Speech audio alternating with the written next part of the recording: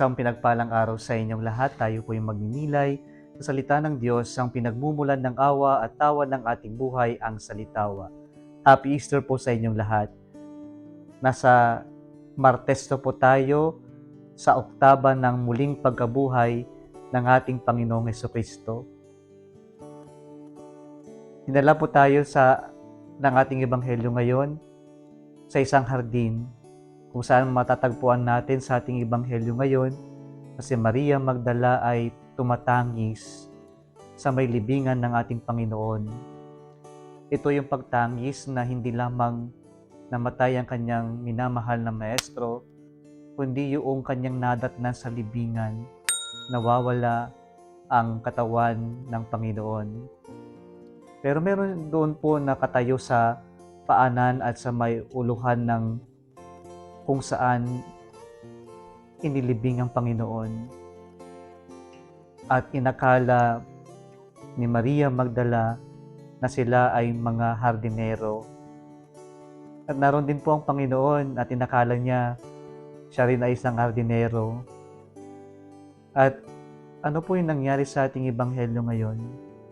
Doon sa may hardin, nagkaroon ng pagtatagpo si Maria Magdala at ang Panginoon na muling nabuhay. Binabalik tayo sa hardin kung sa lumang tipan. Ang hardin ay kung saan nagkasala sina Adan at Eva. Sa hardin nagumpisa ang lahat ng hirap at bighati ng buhay. Ngayon po sa hardin na ito, kung saan muling nabuhay ang Panginoon, ang siyang pinagmulan ng bagong pag-asa.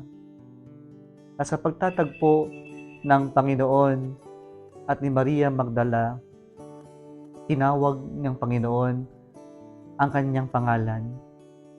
At sapat na ito para makilala ni Maria Magdala na ito ang ating Panginoong Hesukristo.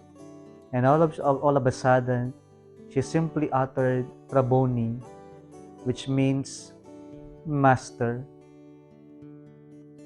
Pero bago niya po sabihin yung Rabboni, may napakahalagang verb dito.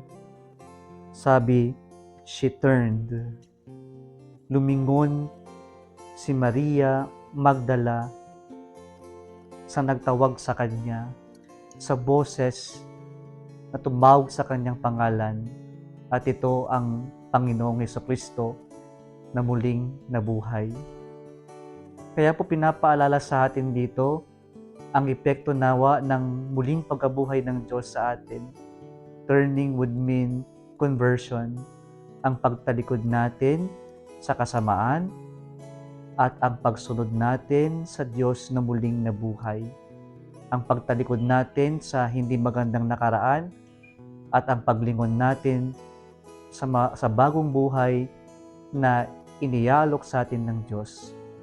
Ang pagtalikod natin sa maling gawain at ang paglingon natin, ang pagsunod natin sa mga aral o turo ng ating Panginoong Hesukristo. Nawa mga kapatid, ang epekto po ng pananampalataya natin sa Diyos na muling nabuhay ay magkaroon tayo hindi lamang nung tinatawag nating bagong buhay, pero yung bagong buhay na ito ay may kasamang pagbabagong buhay upang sa ganon, tunay nating makamtan, tunay nating matanggap ang inaalok na bagong buhay ng ating Panginoon. Muli isang pinagpalang araw sa inyong lahat.